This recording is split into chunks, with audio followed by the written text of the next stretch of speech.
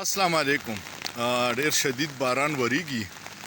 باران زما په خپل ځان ډیر خوښ دی، ګرځېدم مې پکې خوښي، خو اطلاعات راځي چې ګوادر کې ډیر زیات نقصانات وکړه. ګوادر تقریبا طوفاني بارانونو ټوټل ډوب کړی دی. کراچۍ کې هم ډیر تیز باران شروع شو.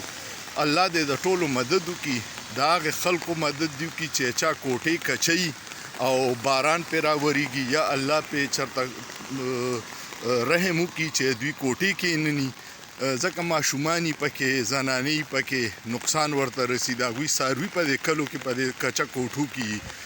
دغه هم ډېر لوی نقصان دی.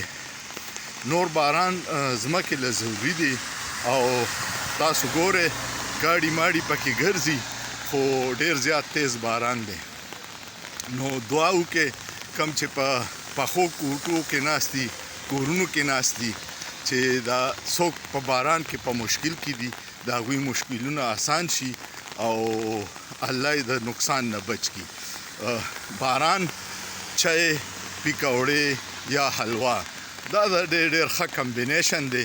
اول پکې چکر ولګوئ او احتیاط کوئ چې خوږ نه شئ، را پرېنوځئ او بیا چایو ته کښېنئ، ورسره ګرمې پیکوړې یا حلوا چې وخورئ نو اړه داسې ټکور غونته شي. تاسو کو دا ایکسپیرینس نه یې کړی نو نن یې وکړئ، ډېر خوند کوي. سوچ پې وکړئ، په سوچ کې څه ګناه نشته.